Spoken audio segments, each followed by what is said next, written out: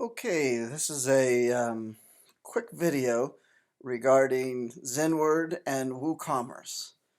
So the first thing we need to understand with WooCommerce is that you need to have the latest version of XenWord, 1.0.6. The previous versions were not writing to the WP users table. And therefore, WooCommerce had to have a lot of manually adding users. So what I'm going to do is I'm going to delete these users out of the database so we can see how XenWord works with WooCommerce. So the first thing is I'm just going to delete that out. And the next part I'm going to do is very simple. I'm going to come over and I'm going to show you the back end of WooCommerce. So we can just simply go in and you can see if you're checking your orders, etc. You'll see that the orders that I've been testing prior are here by Albert and Ellie. So this is what we're going to check to see what new orders have come in. So let's just go out and we're going to log out of LPH account. That's the we're going to go in and we're going to this time have Gracie buy something. So Gracie goes in. If we look at our database now, we should see that Gracie has now gone in. There's Gracie. You'll also notice the information is updated in terms of all the users. The user email account, as well as the a nice name and a user login. User login is not what you want people to see, so don't use that, but the nice name. So we know Gracie has access to things. We can go in and go to the shop, and she should be able to then buy something. We'll come in. We could have added it to the cart there, but let's just go here. We'll buy.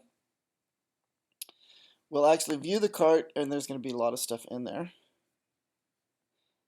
that we want to double check. She bought the XenWord lifetime license. We can change quantities. We can update the cart, etc. We then turn around and we could go back and shop some more, or we could go to the checkout. So we go to the checkout, and Gracie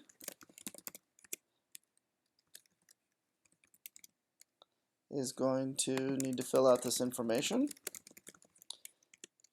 and we'll just quickly, she can be from Palmdale, sure, why not, and give a disconnected phone number, so don't try to call me. And we can see that all of this is set. Now if she forgets to fill this information out and she goes ahead and tries to proceed to PayPal, it'll come back and say, hey, you didn't enter in your URL, so she needs to input that in. And then of course it'll also error out if she doesn't say that what her XenForo membership name is. So she proceeds, she gets to here and she says, you know, I really don't like PayPal. And so rather than logging in, she just goes ahead and cancels. So what do we see then? We're going to log out. We're going to go into the database first. We see Gracie. We can go to the user meta. And we'll also see under Gracie. And let's just change this to 100 so we can get down and see.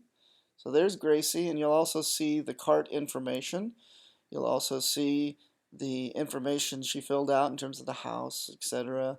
All of that information is now in the database, right? Which is cool.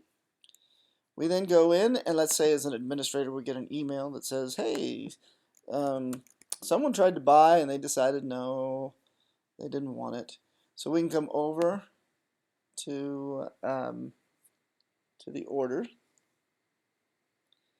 and we will actually see the canceled order now. And there it is. We could go in and see what it was that was canceled, etc. All right. So it looks like the newest version of XenWord 1.0.6 is working well with with WooCommerce. All right, this is kind of exciting, and I hope everyone is able to use this to their advantage.